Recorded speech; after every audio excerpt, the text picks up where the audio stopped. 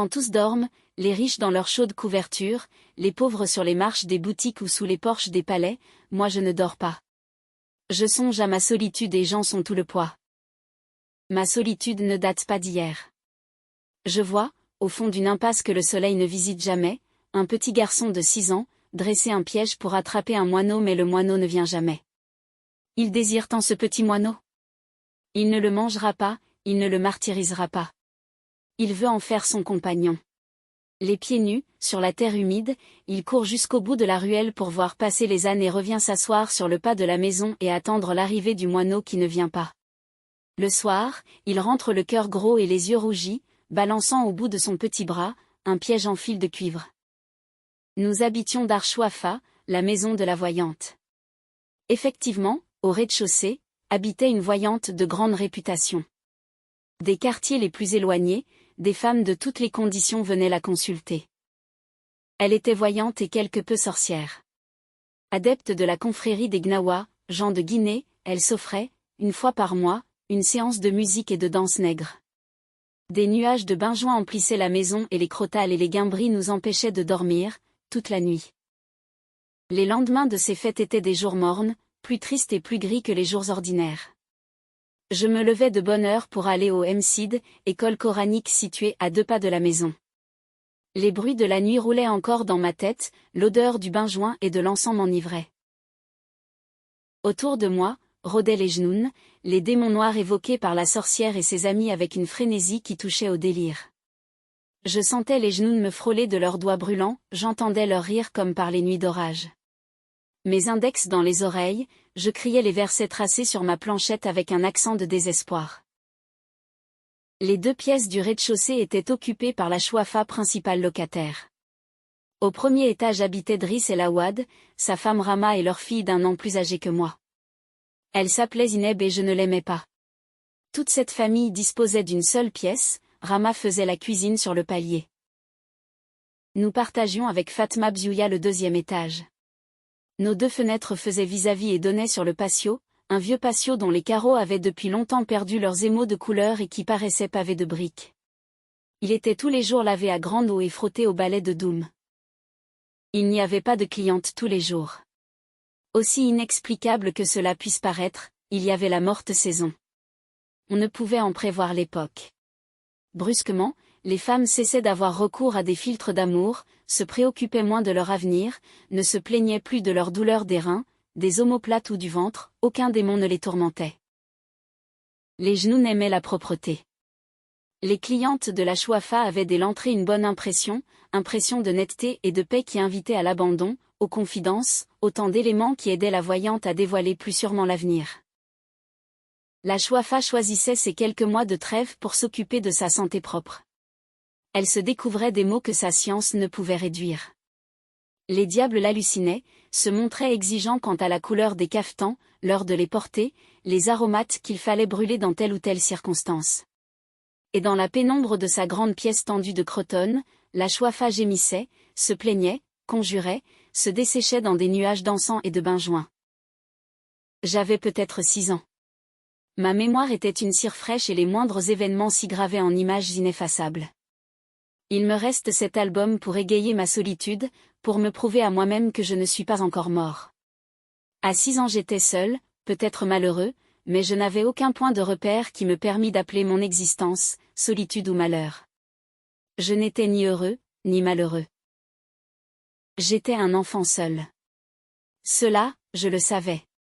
Point farouche de nature, j'ébauchai de timides amitiés avec les bambins de l'école coranique, mais leur durée fut brève. Nous habitions des univers différents. J'avais un penchant pour le rêve. Le monde me paraissait un domaine fabuleux, une féerie grandiose où les sorcières entretenaient un commerce familier avec des puissances invisibles. Je désirais que l'invisible m'admît à participer à ces mystères. Mes petits camarades de l'école se contentaient du visible, surtout quand ce visible se concrétisait en sucreries d'un bleu céleste ou d'un rose de soleil couchant. Ils aimaient grignoter, sucer, mordre à pleines dents. Ils aimaient aussi jouer à la bataille, se prendre à la gorge avec des airs d'assassins, crier pour imiter la voix de leur père, s'insulter pour imiter les voisins, commander pour imiter le maître d'école. Moi, je ne voulais rien imiter, Je voulais connaître. Alors après avoir lu le texte, ce qu'on peut retenir de cet extrait, c'est que le narrateur plante le décor de l'intrigue. Alors d'emblée, il évoque son sentiment de solitude, ses souvenirs d'enfance, le cadre spatio-temporel dans lequel il a évolué et l'ambiance qui y régnait. Nous faisons connaissance avec les Chouafa, les rituels qu'ils célébraient chaque fin de mois et leurs effets néfastes les lendemains sur le narrateur. Nous avons également une présentation de Dar Chouafa et de ses locataires. Au rez-de-chaussée, il y a la voyante, c'est la principale locataire, d'où cette dénomination Dar Chouafa.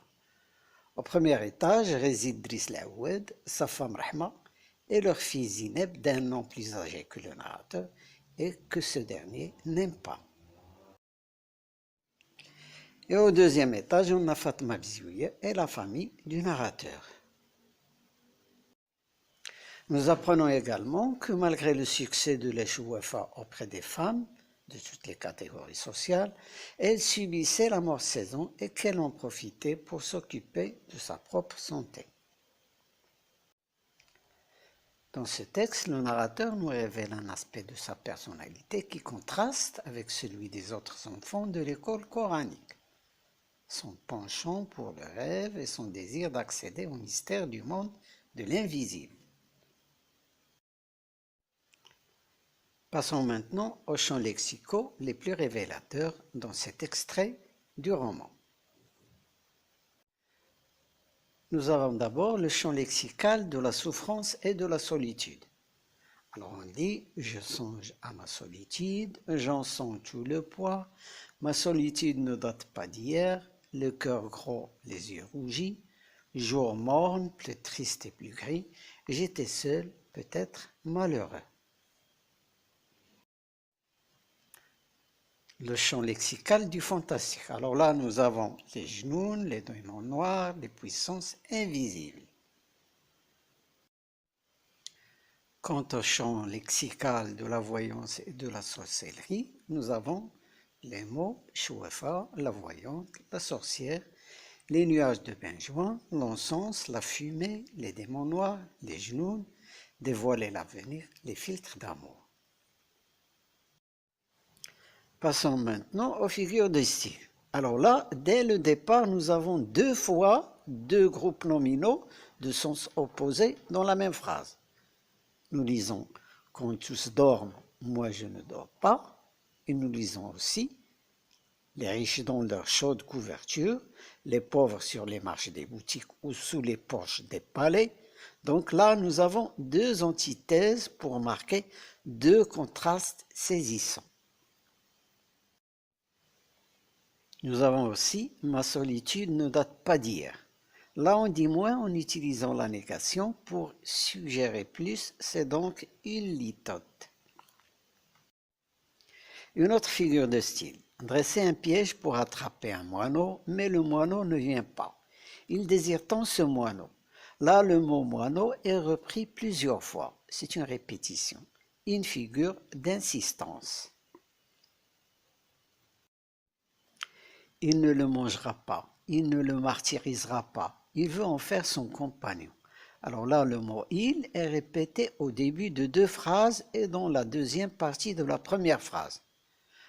Alors, en utilisant cet anaphore, le narrateur insiste sur la personne que représente l'enfant. Il est loin de ce que l'on peut craindre. Il rentre le cœur gros et les yeux rougis. Là, il ne faut pas prendre cette expression dans le sens littéral, mais dans le sens figuré qui exprime de manière imagée le sentiment d'amertume, de désarroi de l'enfant. Il s'agit donc d'une métaphore. On compare implicitement le sentiment de l'enfant à celui de quelqu'un qui a le cœur lourd et les yeux rougis. Nous habitions Dar Chouafa, la maison de la voyante. Alors là, nous avons une périphrase dans laquelle le narrateur précise son propos à travers l'ajout d'une expression qui le détaille. Des nuages de benjoin emplissaient la maison. Là, on compare des fumées de benjoin, une résine aromatique, à des nuages, ce qui évoque une atmosphère particulière et sensorielle. C'est une métaphore.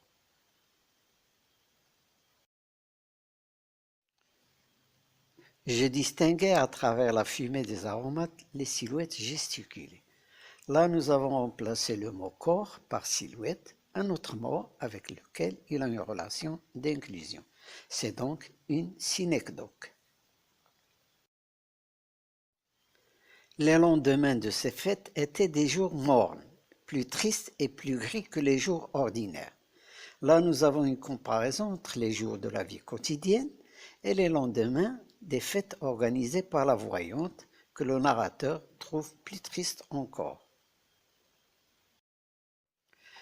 Je me levai de bonne heure pour aller au Msid, école coranique.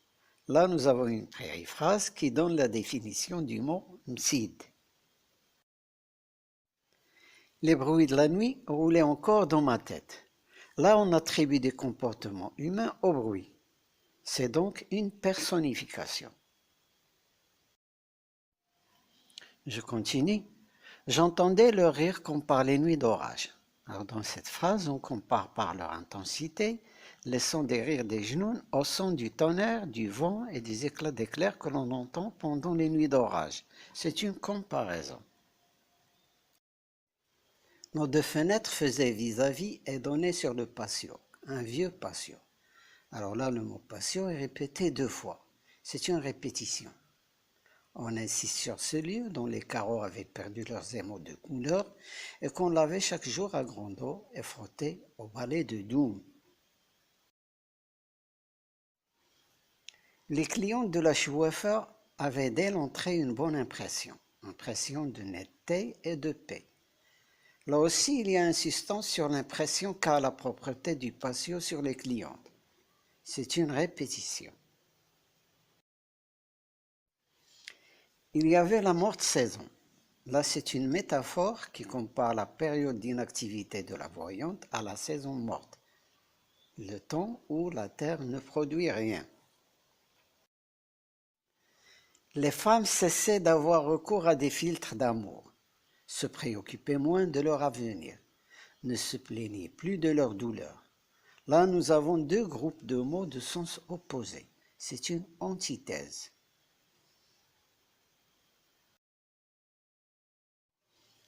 Les diables hallucinaient, se montraient exigeants quant à la couleur des cafetans, l'heure de les porter, les aromates qu'il fallait brûler dans telle ou telle circonstance. Là, c'est une gradation. Ma mémoire était une cire fraîche, c'est une métaphore.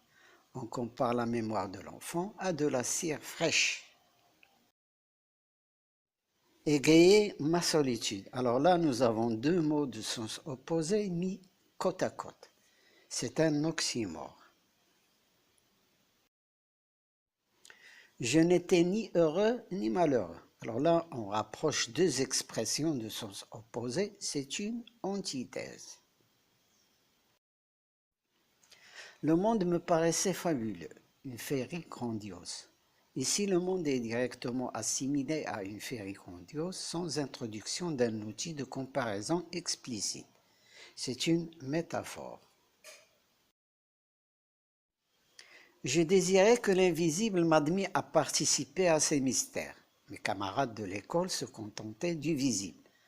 Là, nous avons 2 expressions de sens opposés qui sont mises en parallèle. C'est une antithèse. Ils aimaient se prendre à la gorge avec des airs d'assassins, crier pour imiter la voix de leur père, s'insulter pour imiter les voisins, commander pour imiter le maître d'école. Là, on énumère des groupes de mots liés à une même idée de façon progressive. C'est une gradation. Alors la séance d'aujourd'hui est terminée. Au revoir et à bientôt pour une nouvelle leçon.